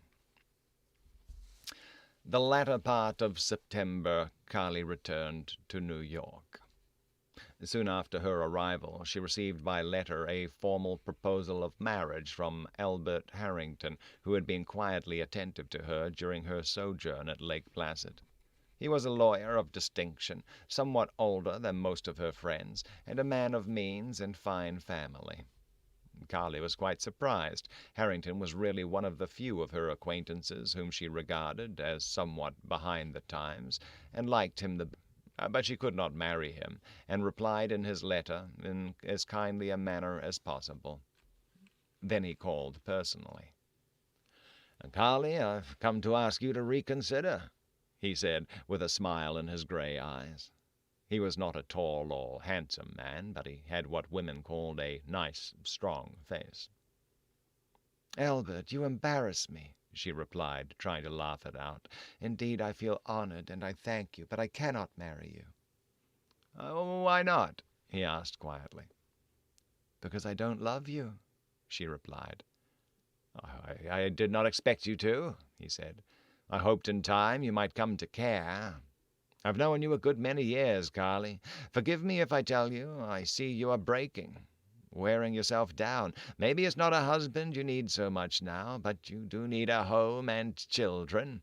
You are wasting your life." "All you say may be true, my friend," replied Carly, with a helpless little upflinging of hands. "Yet it does not alter my feelings." "But you will marry sooner or later?" he queried persistently. This straightforward question struck Carly as singularly as if it was one she might never have encountered. It forced her to think of things she had buried. "I don't believe I ever will," she answered thoughtfully. "That is nonsense, Carly," he went on. "You'll have to marry. What else can you do? With all due respect to your feelings, that affair with Kilbourne is ended, and you're not the wishy-washy heartbreak kind of a girl." "You can never tell what a woman will do," she said somewhat coldly. Certainly not. That's why I refuse to take no. Carly, be reasonable. You like me, respect me. Do you not?" "Why, of course I do." "I'm only 35, and I could give you all any sensible woman wants," he said. "Let's make a real American home. Have you thought at all about that, Carly? Something is wrong today. Men are not marrying. Wives are not having children. Of all the friends I have, not one has a real American home. Why, it's a terrible fact. But Carly, you are not a sentimentalist or a melancholiac, nor are you a waster. You have fine qualities. You need something to do, someone to care for. Pray do not think me ungrateful, Albert, she replied, nor insensible to the truth of what you say, but my answer is no. When Harrington had gone, Carly went to her room, and precisely as upon her return from Arizona, she faced her mirror skeptically and relentlessly. I'm such a liar that I'll do well to look at myself, she meditated. Here I am again. Now the world expects me to marry, but what do I expect? There was a raw, unheated wound in Carly's heart. Seldom had she permitted herself to think about it, let alone probe it with hard materialistic queries. But custom to her was as inexorable as life. If she chose to live in the world, she must conform to its customs. For a woman, marriage was the aim and the end and the all of existence. Nevertheless, for Carly, it could not be without love. VW says children are supposed to be less. Boy, they hard work. Hard work is what they are. Good gracious. For a woman, marriage was the aim and the end and the all of existence. Nevertheless, for Carly, it could not be without love. Before she had gone west, she might have had many of the conventional modern ideas about women and marriage. But because out there in the wilds her love and perception had broadened, now her arraignment of herself and her sex was bigger, sterner, and more exacting. Hey there, Timo. Are you still with us? Still ticking along? Blah, blah, blah, blah. The months she had been home seemed fuller than all the months of her life. She had tried to forget and enjoy. She had not succeeded, but she had looked with far-seeing eyes at her world. Glenn Kilbourne's tragic fate had opened her eyes. Either the world was all wrong, or the people in it were. But if that were an extravagant and erroneous supposition, there certainly was proof positive that her own small individual world was wrong. The women did not do any real work. They did not bear children. They lived on excitement and luxury. They had no ideals. How greatly were men to blame? Carly doubted her judgment here. But as men could not live without the smiles and comradeship and love of women, it was only natural that they should give the women what they wanted. Indeed, they had no choice. It was give or go without. How much of real love entered into the marriages among her acquaintances? Before marriage, Carly wanted a girl to be sweet, proud, aloof, with a heart of golden fire. Not attainable, except through love. It would be better that no children be born at all, unless born of such beautiful love. Perhaps that was why so few children were born. Nature's balance and revenge. In Arizona, Carly had learned something of the ruthlessness and inevitableness of nature. She was finding out she had learned this with many other staggering facts. I love Glen still, she whispered passionately, with trembling lips, as she faced the tragic-eyed image of herself in the mirror. I love him more. Oh, my God, if I were honest, I'd cry out the truth. It is terrible. I will always love him. How, then, could I marry any other man? I would be a lie, a cheat.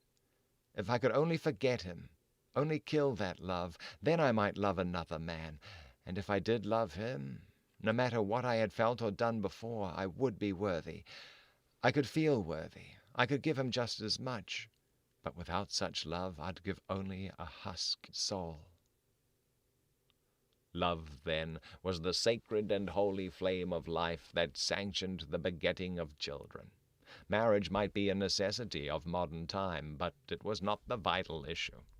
Carly's anguish revealed strange and hidden truths. In some inexplicable way, nature struck a terrible balance, revenged herself upon a people who had no children, or who brought into the world children not created by the divinity of love, unyearned for, and therefore somehow doomed to carry on the blunders and burdens of life. Carly realized how right and true it might be for her to throw herself away upon an inferior man, even a fool or a knave, if she loved him with that great and natural love of woman. Likewise it dawned upon her how false and wrong and sinful it would be to marry the greatest or the richest or the noblest man unless she had that supreme love to give him, and knew it was reciprocated. "What am I going to do with my life?" she asked bitterly and aghast. I am a waster. I've lived for nothing but pleasurable sensation. I'm utterly useless. I do absolutely no good on earth." Man, I'm starting to roll my eyes. Thus she saw how Harrington's words rang true, how they had precipitated a crisis for which her unconscious brooding had long made preparation. "Why not give up ideals and be like the rest of my kind?" she soliloquized. That was one of the things which seemed wrong with modern life. She thrust the thought from her with passionate scorn. If poor, broken, ruined Glen to an ideal and fight for it, could not the world esteemed worthwhile be woman enough to do the same? The direction of her thought seemed to have changed. She had been ready for a rebellion. 3 months of the old life had shown her that for her it was empty, vain, farcical nature. The naked truth was brutal, but it cut clean to wholesome consciousness. Such a so-called social life as she had plunged into deliberately to forget her unhappiness had failed her utterly. If she had been shallow and frivolous, it might have been done otherwise. Stripped of all guise, her actions must have been construed by a penetrating and impartial judge as a mere parading of her decorated person before a number of males with the purpose of ultimate selection. "I've got to find some work," she muttered soberly. At the moment she heard the postman's whistle outside. The postman's whistle? Did the postman used to blow a whistle when he stuck something in your mailbox? Maybe. I don't know. All right, Timo's still with us, yeah? At the moment she heard the postman's whistle outside, and a little later the servant brought up her mail. The first letter, large, soiled, thick, bore the postmark Flagstaff, and her address in Glenn Kilbourne's writing. Carly stared at it. Her heart gave a great leap.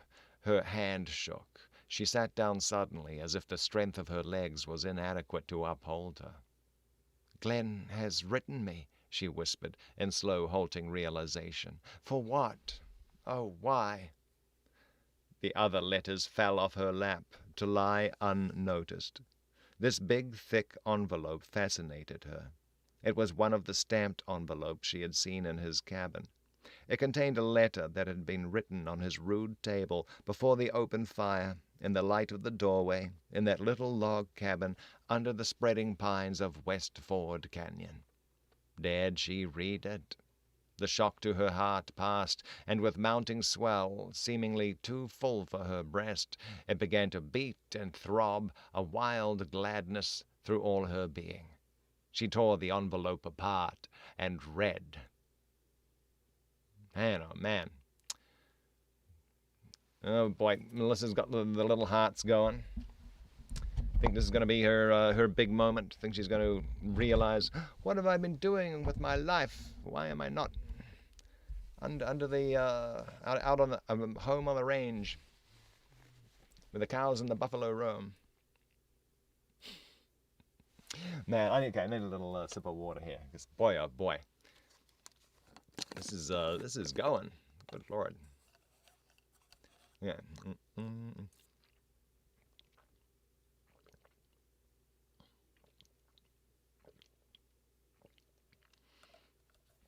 The Call of the Canyon. Oh, this should say. I need to change the title of this stream when it's done. Call of the Canyon Part 4 is what this one is. Mouse out. Northern New York. Yeah, oh yeah, I'm a big fan of upstate New York. Yeah, upstate New York, I love it.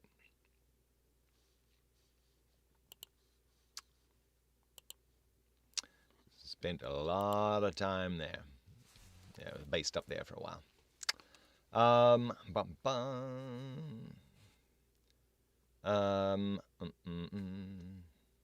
And the Adirondacks are lovely. Adirondacks are huge. Carly needs to do some philanthropy, arrange charity balls, maybe some for fancy dress. Yeah, I mean, yeah, she's got a lot of. She just doesn't seem to do any work. She just has lots of money. I don't know, and yeah, I guess it's kind of nice to be in that situation. I guess.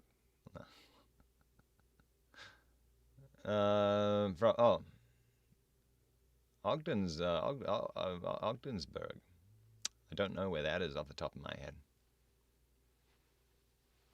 Yeah. Don't know where that is either. Don't know where that is. No, I was up in Ithaca for a long time. Okay, let's get on with it. Dear Carly, yeah, it was right on the Finger Lakes, Cayuga Lake. Did a lot of sailing around there. Dear Carly, I'm surely glad for a good excuse to write you.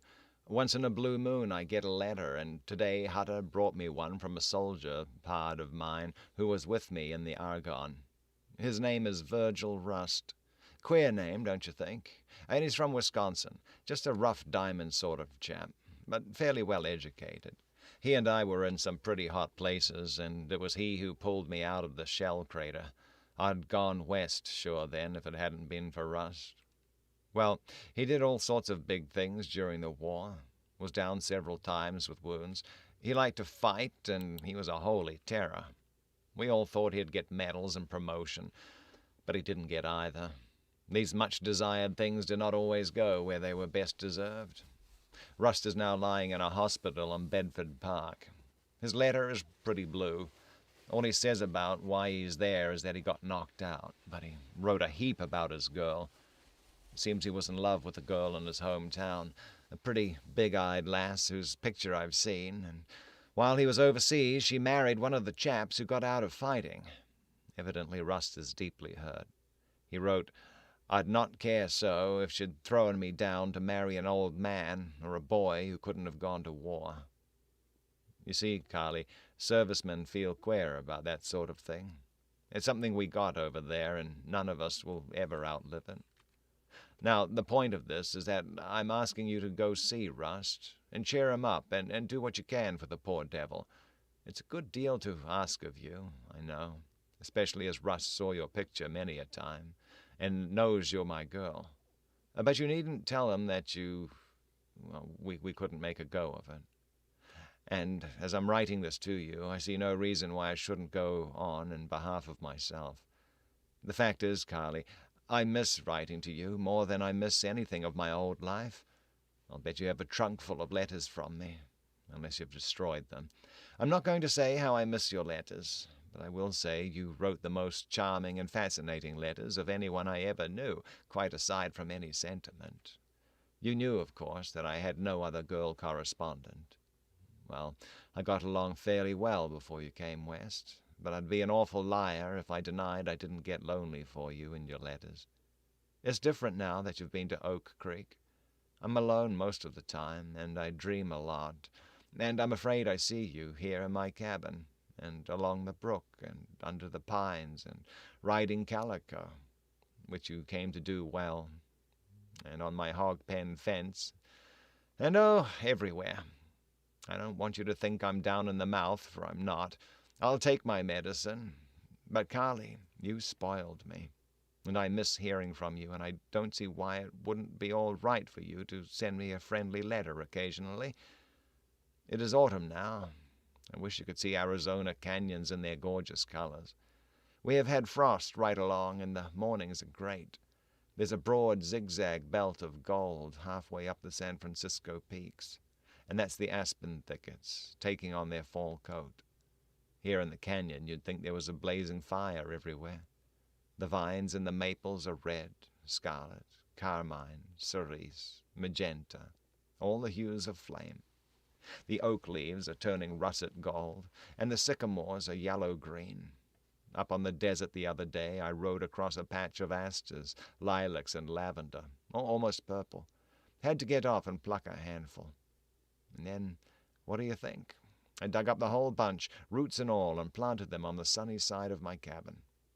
I rather guess your love of flowers engendered this remarkable susceptibility in me. I'm home early most every afternoon now, and I like the couple of hours loafing around. Guess it's bad for me, though. You know I seldom hunt, and the trout in the pool here are so tame now that they'll almost eat out of my hand. I haven't the heart to go fish for them.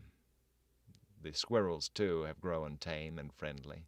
There's a red squirrel that climbs up on my table, and there's a chipmunk who lives in my cabin and runs over my bed. I've got a new pet, the little pig you christened Pinky. After he had the wonderful good fortune to be caressed and named by you, I couldn't think of letting him grow up in an ordinary pig-like manner, so I fetched him home.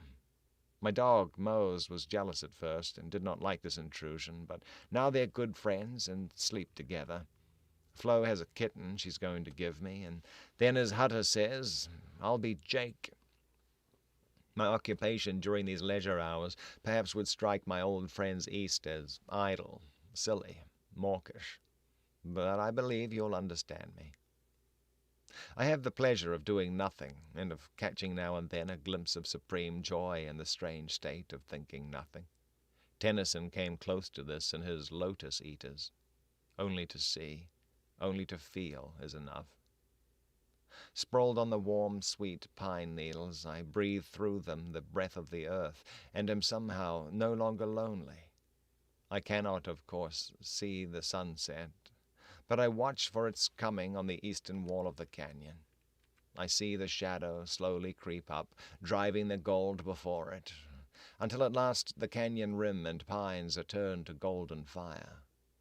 I watch the sailing eagles as they streak across the gold and swoop up into the blue and pass out of sight. I watch the golden flush fade to gray, and then the canyon slowly fills with purple shadows. This hour of twilight is the silent and melancholy one. Seldom is there any sound save the soft rush of the water over the stones, and that seems to die away. For a moment, perhaps, I am Hiawatha, alone in his forest home, or a more primitive savage, feeling the great silent pulse of nature, happy in unconsciousness, like a beast of the wild. But only for an instant do I ever catch this fleeting state. Next I am Glenn Kilbourne of West Fork, doomed and haunted by memories of the past. The great looming walls then become no longer blank. They are vast pages of the history of my life, with its past and present and, alas, its future. Everything time does is written on the stones, and my stream seems to murmur the sad and ceaseless flow of human life, with its music and its misery. Then, descending from the sublime to the humdrum and necessary, I heave a sigh and pull myself together and go in to make biscuits and fry ham. But I should not forget to tell you that before I do go in, very often my looming, wonderful walls and crags weave in strange, shadowy characters the beautiful and unforgettable face of Carly Birch. I append what little news Oak Creek affords. That blamed old bald eagle stole another one of my pigs. I'm doing so well with my hog raising that Hutter wants to come in with me, giving me an interest in his sheep. It is rumored that someone has bought the Deep Lake section I wanted for a ranch. I don't know who. Hutter was rather non-committal. Charlie, the herder, had one of his queer spells the other day. and swore to me he had a letter from you. He told the blamed lie with a sincere and placid eye, and even a smile of pride. Queer guy, that Charlie. Flo and Lee Stanton had another quarrel. The worst yet, Lee tells me. Flo asked a girlfriend out from Flag and threw her in Lee's way, so to speak, and when Lee retaliated by making love to the girl, Flo got mad. Funny creatures, you girls. Flo rode with me from High Falls to West Fork and never showed the slightest sign of trouble. In fact, she was delightfully gay. She rode Calico and beat me bad in a race. Adios, Carly. Won't you write me? Glen. No sooner had Carly read the letter through to the end than she began it all over again, and on the second perusal she lingered over passages only to reread them. That suggestion of her face sculptured by shadows on the canyon walls seemed to thrill her very soul. She leaped up from the reading to cry out something that was unutterable. All the intervening weeks of shame and anguish and fury and strife and pathos and the endless striving to forget were as if by the magic of a letter made nothing but vain oblations. "He loves me still," she whispered, and pressed her breast with clenching hands, and laughed in wild exultance, and paced her room like a caged lioness. It was as if she had just awakened to the assurance she was beloved. That was the shibboleth, the cry by which she sounded the closed depths of her love and called to the stricken life of a woman's insatiate vanity. Shibboleth. Okay, a custom, principle, or belief distinguishing a particular class, group, or group of people, especially a long-standing one that one regarded as outmoded or no longer important.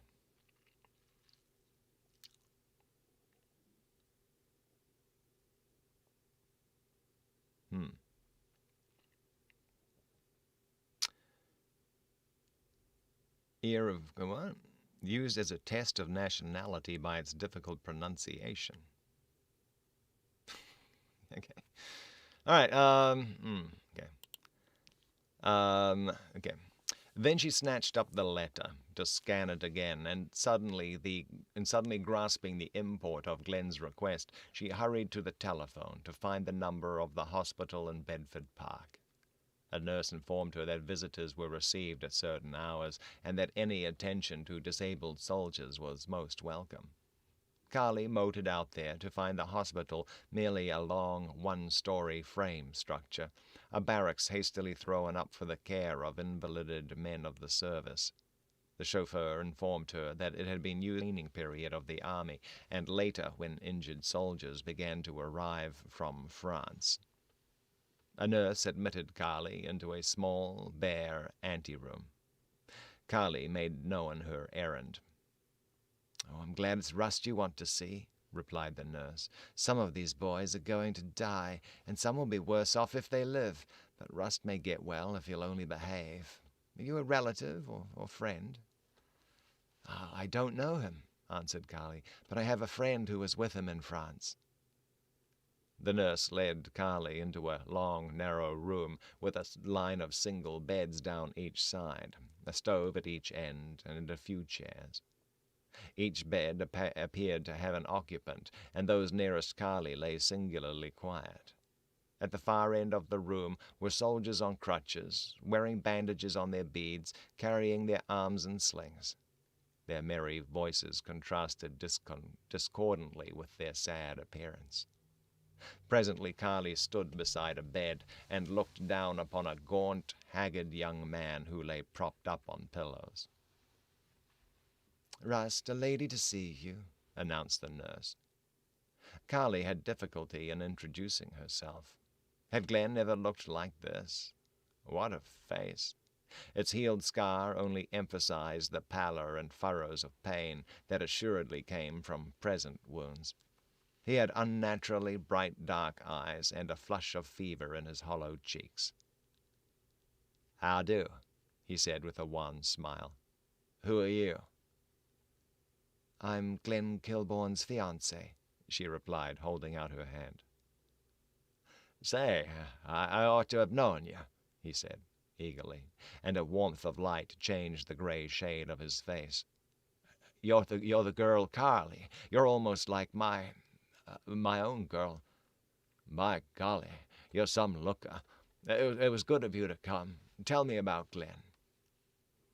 Carly took the chair brought by the nurse, and, pulling it close to the bed, she smiled down upon him and said, "I'll be glad to tell you all I know presently. But first, tell me about yourself. Are you in pain? What's your trouble? You must let me do everything I can for you and these other men." Carly spent a poignant and depth-stirring hour at the bedside of Glen's comrade. At last she learned from loyal lips the nature of Glenn Kilbourne's service to his country. How Carly clasped to her sore heart the praise of the man she loved, the simple proofs of his noble disregard of self. Russ said little about his own service to country or to comrade, but Carly saw enough in his face. He had been like Glen. By these two, Carly grasped the compelling truth of the spirit and sacrifice of the legion of boys who had upheld American traditions. Their children and their children's children, as the years rolled by into the future, would hold their heads higher and prouder. Some things could never die in the hearts and the blood of a race. These boys and the girls who had played the supreme glory of being loved by them must be the ones to revive the Americanism of their forefathers. Nature and God would take care of the slackers, the cowards who cloaked their shame with bland excuses of home service, of disability, and of dependence. Carly saw two forces in life, the destructive and constructive. On the one side, greed, selfishness, materialism. On the other, generosity, sacrifice, and idealism. Which of them builded for the future? She saw men as wolves, sharks, snakes, vermin, and opposed to them men as lions and eagles. She saw women who did not inspire men to fare forth, to seek, to imagine, to dream, to hope, to work, to fight. She began to have a glimmering of what a woman might be. That night she wrote swiftly and feverishly, page after page to Glen, only to destroy what she had written. She could not keep her heart out of her words, nor a hint of what was becoming a sleepless and eternal regret. She wrote until a late hour, and at last composed a letter she knew did not ring true. So stilted and restrained was it all in passages, save those concerning news of Glen's comrade and of her own friends. I'll never write him again," she averred with stiff lips, and next moment could have laughed in mockery at the bitter truth. If she had ever had any courage, Glen's letter had destroyed it. But had it not been a kind of selfish, false courage, roused to hide her hurt, to save her own future? Courage should have a thought of others. Yet shamed one moment at the consciousness, she would write Glen again and again, and exultant the next with the clamoring love she seemed to have climbed beyond the self that had striven to forget. Good Lord! She would remember and think, though she died of longing. Carly, like a drowning woman, caught at straws. What a relief and joy to give up that endless nagging at her mind. For months she had kept ceaselessly active by associations which were of no help to her, and which did not make her happy in her determination to forget. Suddenly, then, she gave up to remembrance. She would cease trying to get over her love for Glen, and think of him and dream about him as much as memory dictated. This must constitute the only happiness she could have. The change from strife to surrender was so novel and sweet. The change from strife to surrender was so novel and sweet that for days she felt renewed. It was augmented by her visits to the hospital in Bedford Park. Through her bountiful presence, Virgil Rust and his comrades had many dull hours of pain and weariness alleviated and brightened. interesting herself in the condition of the seriously disabled soldiers and possibility of their future, took time and work Carly gave willingly and gladly. At first she endeavoured to get acquaintances with means and leisure to help the boys, but these overtures met with such little success that she quit wasting valuable time she could herself devote to their interests. Well, here we go. She's finally getting something that kind of counts as philanthropy, kind of. A long day. No, I was up a little late last night there, Dahlia. Up a little late last night. Okay. Thus several weeks swiftly passed by. Several soldiers who had been more seriously injured than Rust improved to the extent that they were discharged. But Rust gained little or nothing. The nurse and doctor both informed Carly that Rust brightened for her, but when she was gone he lapsed into somber indifference. He did not care whether he ate or not, or whether he got well or died. "If I do pull out, where'll I go and what'll I do?" he once asked the nurse. Carly knew that Rust's hurt was more than loss of a leg, and now they mention, okay, and she decided to talk earnestly to him and try to win him to hope and effort. He had come to have a sort of reverence for her. So biding her time, she at length found opportunity to approach his bed while his comrades were asleep or out of hearing. He endeavored to laugh her off, and then tried subterfuge, and lastly he cast off his mask and let her see his naked soul. "Carly, I don't want your money, or that of your kind friends, whoever they are, you say will help get me into business," he said.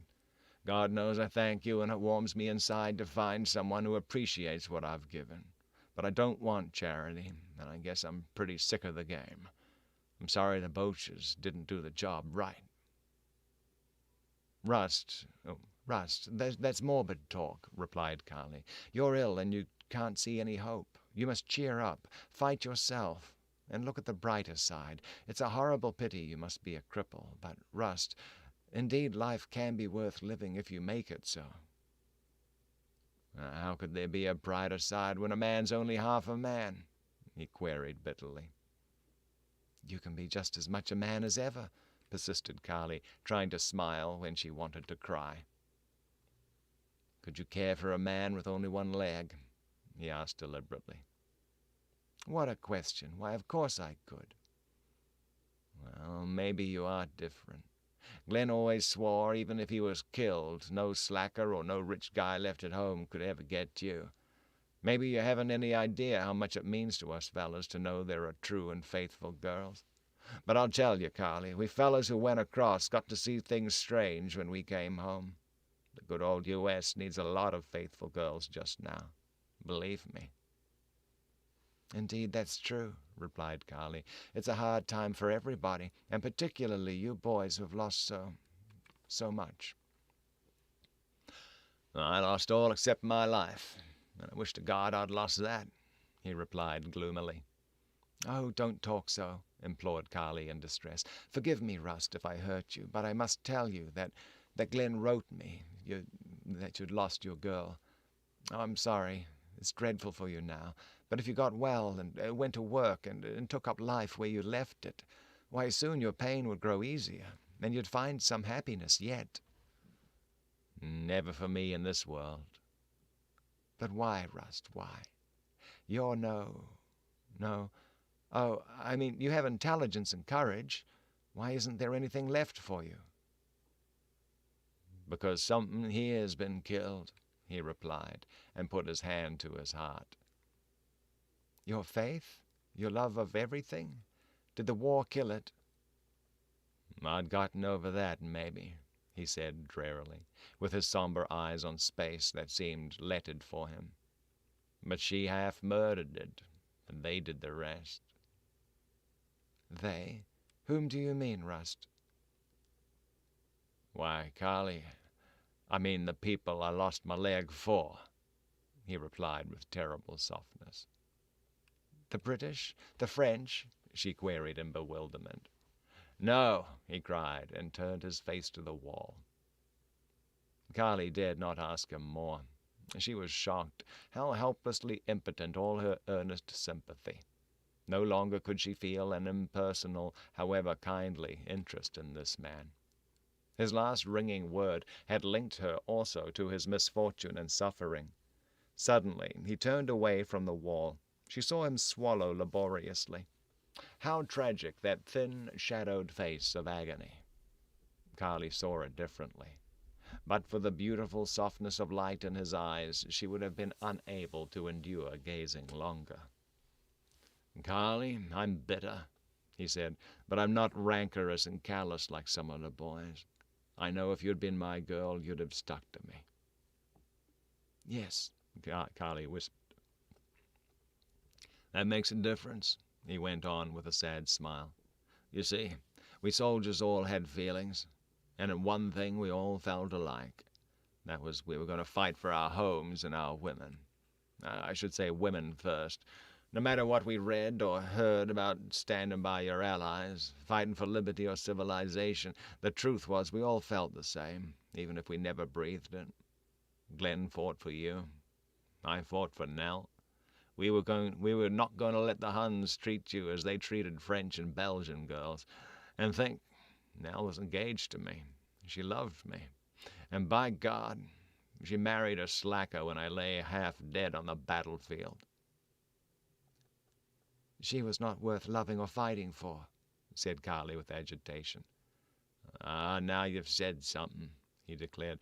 "And if I can only hold on to that truth, what does one girl amount to? I do not count. It's the sum that counts. We love America, our homes, our women. Carly, I've had comfort and strength come to me through you. Glen will have his reward in your love. Somehow I seem to share it a little. Poor Glen. He got his, too. Why, Carly, that guy wouldn't let you do what he could do for you. What? That guy wouldn't let you do what he could do for you. He was cut to pieces." "Please, Russ, don't say any more. I'm unstrung," she pleaded. "Oh, why not? It's due you to... Man, this is awkward writing.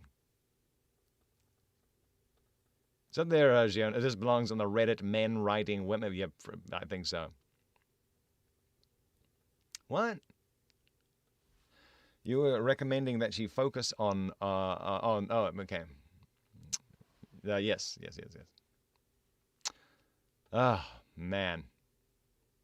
It's Giona's smooth criminal. Yeah, it's boy, oh boy. Okay.